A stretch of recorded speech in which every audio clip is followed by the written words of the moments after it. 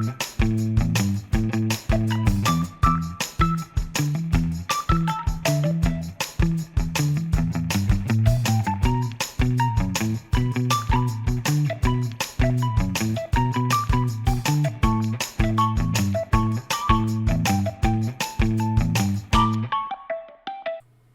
and welcome back to Alex Goes Sailing.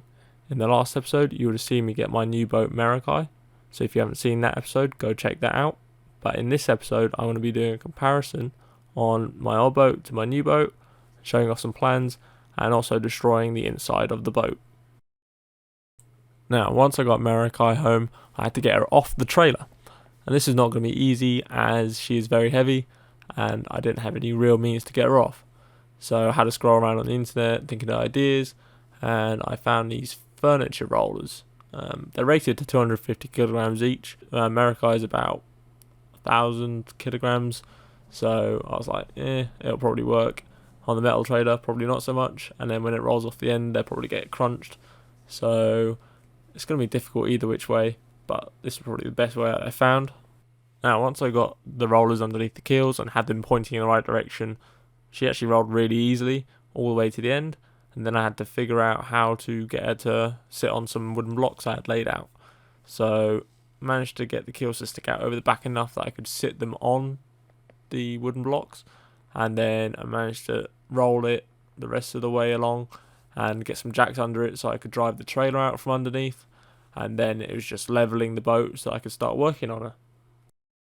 Now it is time to compare my old boat Misumi Silhouette Mark II and my new boat, a Vivacity 21 or 650. I'm going to be showing you some stats that I got off sailboatdata.com.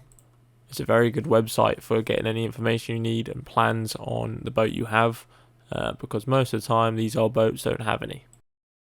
So I've created a table with all the stats on it for the Silhouette and the Vivacity.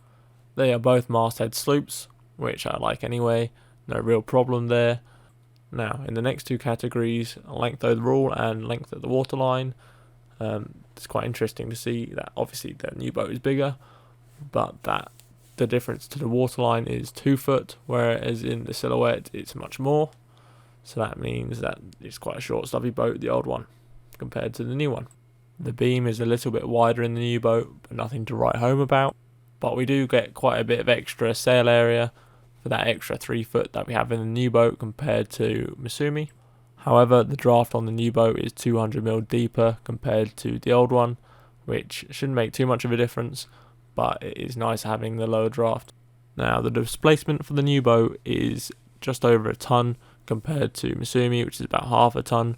This would be completely unloaded, but this means you could pack it right up to the brim with stuff, but this also accounts for the ballast.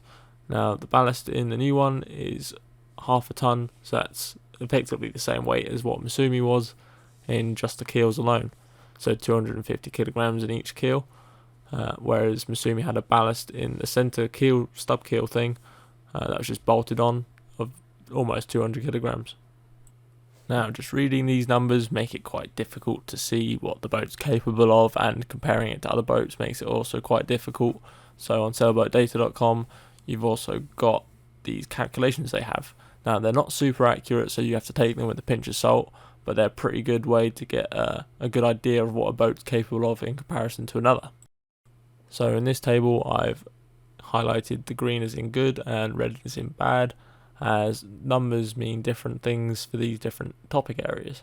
First off, we have sail area versus displacement. Now, Misumi wins this one, the only one she actually wins. So at the bottom I put what each one means. So Misumi is actually high performance and the Vivacity is good performance. Now in the next one we have balance versus displacement, and the new boat takes a win in this with the 44 and Misumi has 36. So that means anything over 40 translate to a stiffer boat that can take the wind better.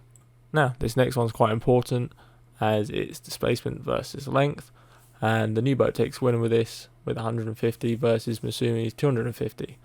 That means the new boat is considered light and the old boat is considered moderate. So that means I need less power to move my boat faster.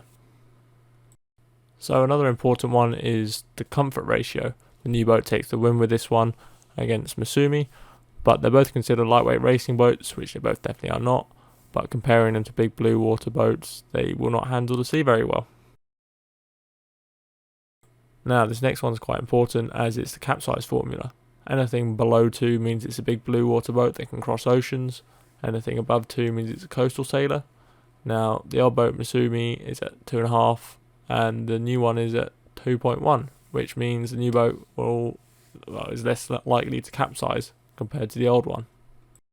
So for the final one, we don't have a number for the silhouette, but for the new boat it's 3.4, and this means it's actually a racer cruiser, which I'm going to take that and maybe I'll go racing in it one day. Now leave a comment down below as to how your boat stacks up against my new one. Just pop on sailboatdata.com. But now it's time to jump into the plans for Meraki. So for the layout, I wanted to keep it quite simple initially, so that when I got it out on the water, I could develop it how I liked after the fact. And then the main idea of this plan was to get the electrics sorted out. So I put in the sockets, the lights, speakers, all of this Bluetooth Wi-Fi controlled, and then you got the switchboard with all the chart plot stuff, the nav lights, and then you got bilge pumps and everything else to go along with it. I also did a quick sketch of below the companionway where the toilet, the water tank and the batteries would be, and how the stairs would work. But before all this, I would have to destroy the boat, so let's get into that. So I ended up putting Meraki underneath a tent with a tarp over it. This worked out quite well because I had a lot of headroom underneath to walk around on the deck. Also kept it really dry on the inside, but I had a lot of work to get done, so I ended up stripping everything off the top and then working my way inside to destroy the interior.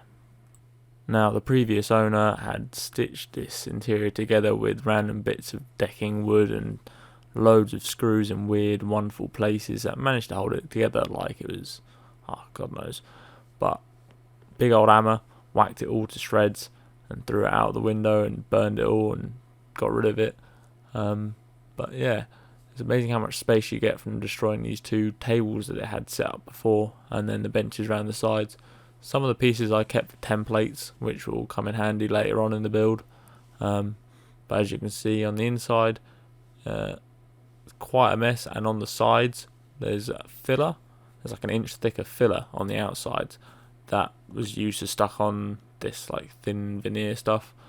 I don't know what idiot did that, but an inch thick of filler. I've got to get rid of that because I don't really want that on the boat, and it's just going to chip off eventually. So got the angle grinder out, suited up, got my mask on, and then got to it.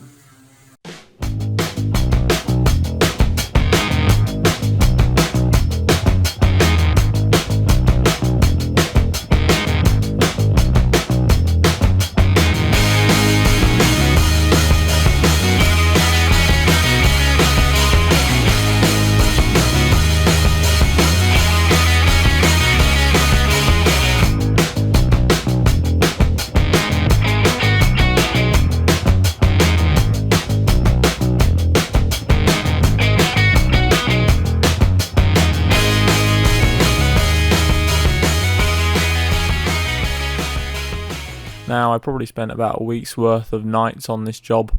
Not the best of fun, but I got it done eventually. And now that I've finally got the boat cleaned out, it is time to pack away the rest of the stuff.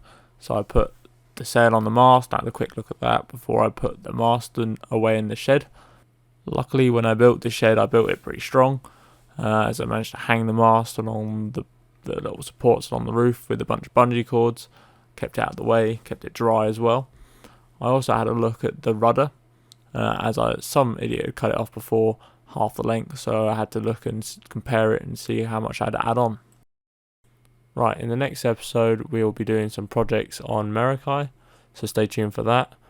But if you've noticed a difference in quality, I have got a new microphone and progressively we should be getting better in quality in the videos. But leave a comment, like and subscribe, and thanks for watching this episode.